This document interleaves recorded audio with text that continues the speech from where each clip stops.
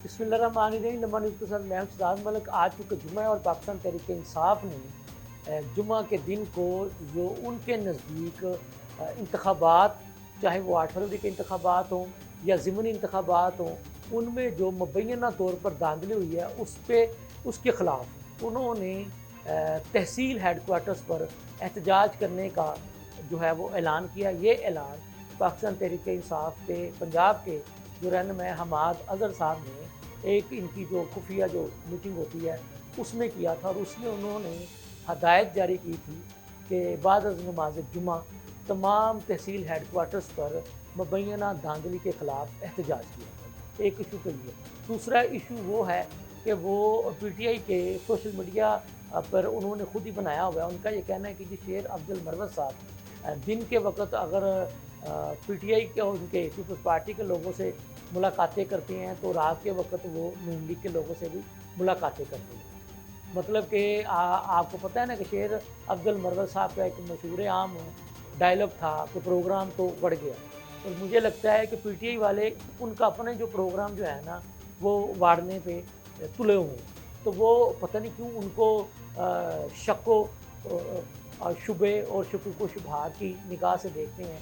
कभी PTI वाली उनको कहते हैं कि जी ये तो इस्टेब्लिशमेंट का बंदा है, कभी PTI वाले उनकी किसी न किसी एक्ट पे जो है ना वो उनको मौजूद डिस्कशन बनाए रखते हैं। तो अपना क्या कहते हैं, हालांकि ये बात रिकॉर्ड पर है कि शेर अफजल मरवत साहब जहाँ भी जाते हैं तो उन पर मुकदमा जो है वो कायम हो जाते हैं। तो वो ज़ाहिर मुकदमा तो उन पर कायम इसलिए होते हैं कि वो PTI की जो सियासत है वो उसमें हिस्सा लेते हैं, तो उसी पदाश में उनके मुकदमा हो जाता है। और ये कैसे PTI के वाले वर्कर हैं कि वो अपने ही उस बंदे को बजाय इसके कि अप्रिशिएट करें कि वो जो पार्टी पॉलिसी है उस लाइन पर अमल करते हुए वो जनाब पर्चों का सामना कर रहा है, तो जो उसी को आप कह लें कि वाड़ने पे तुल जाते हैं। फिर शेर अफजल मरवत साहब के साथ यही नहीं, आपको याद होगा कि इमरान खान साहब ने फोकल पर्सन मुकर्रर किए थे अपने साथ मुलाकातों के हवाले से। पहले उनका नाम जो है वो उसमें दाखिल करके वहाँ से भी हटा दिया गया।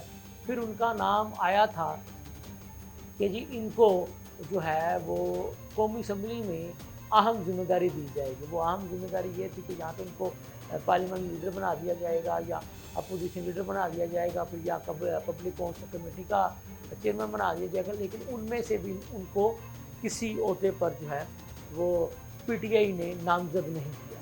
खबरें ज़रूर आई लेकिन उनमें रद्द-बदल कर दिया।